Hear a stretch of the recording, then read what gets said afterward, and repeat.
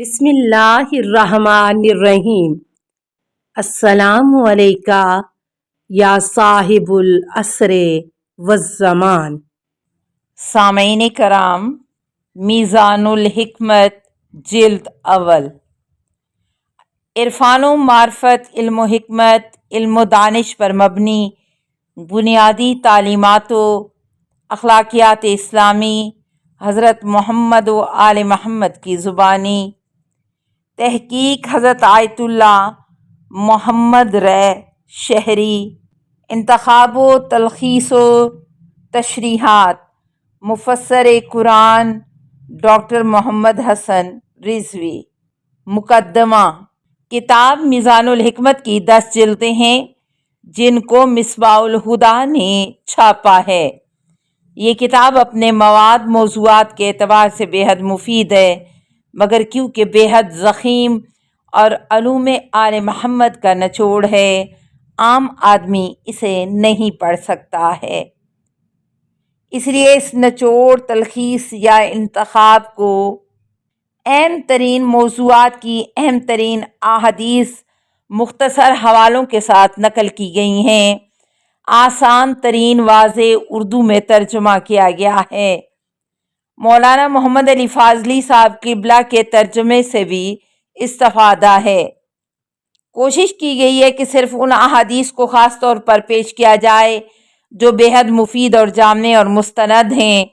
اس لیے یہ ان حدیثوں کا بے حد اعلیٰ قیمتی مجموعہ ہے جو ائمہ اہل بیت اور صحابہ کرام سے معتبر ترین کتابوں میں نقل کی گئی ہیں۔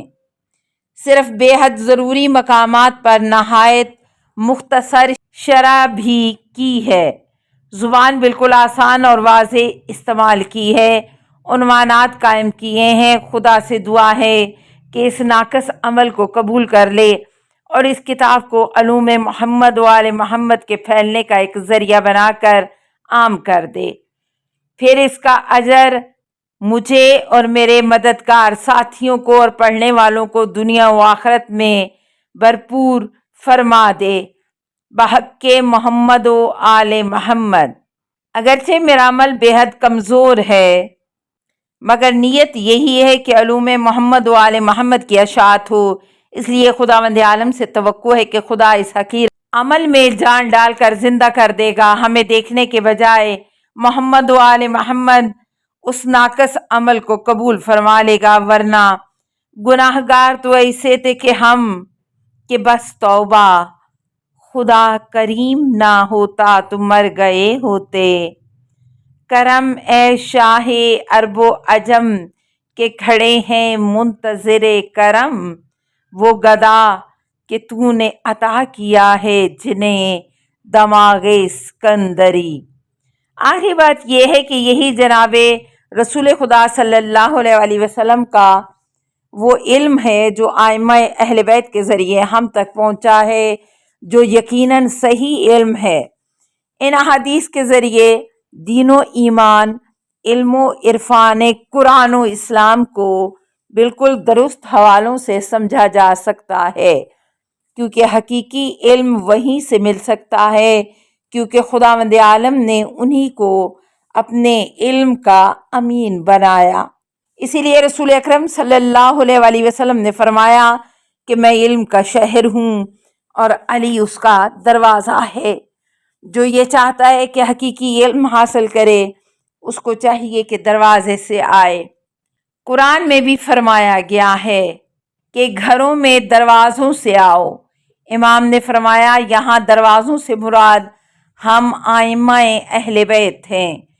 رسول اکرم صلی اللہ علیہ وسلم نے یہ فرمایا کہ میں 2 بے حد قیمتی چیزیں چھوڑے جا رہا ہوں، ایک اللہ کی کتاب اور نمبر 2 میری اہل بیت۔ تم جب تک ان سے جڑے رہو گے کبھی ہرگز کمزور نہ ہوگے، یہ دونوں کبھی ایک دوسرے سے الگ نہ ہوں گے یہاں تک کہ میرے پاس حوض کوثر پر پہنچ جائیں گے۔ الحدیث صحیح مسلم۔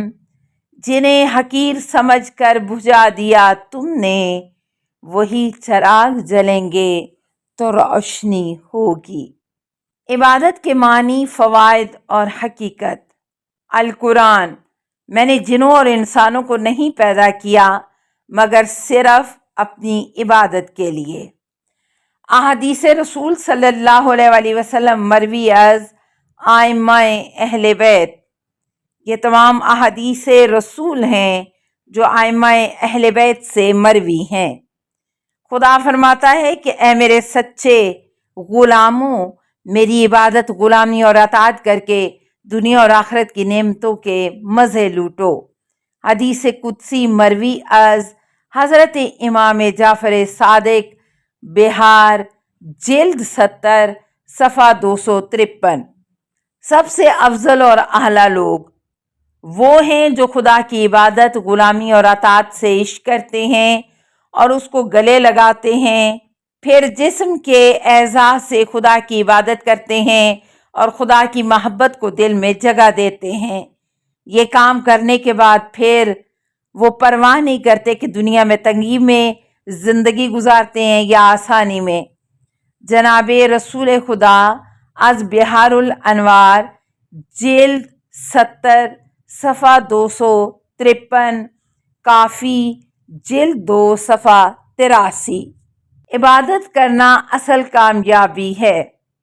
حضرت علی علیہ السلام از غرر الحکم: السلام علیکہ یا صاحب العصر والزمان، الامان الامان الامان من فتن الزمان، السلام علیکہ یا خلیفۃ الرحمن، السلام علیکہ یا امام الانس والجان، السلام علیکہ یا مظہر الایمان، السلام علیکہ یا شریک القرآن، السلام علیکہ یا قاطع البرہان، السلام علیکہ یا امام زماننا ھذا اجل اللہ فرجک وسہل اللہ مخرجک وظہورک، السلام علیکہ ورحمۃ اللہ۔ اللہم صلی علی محمد و آل محمد۔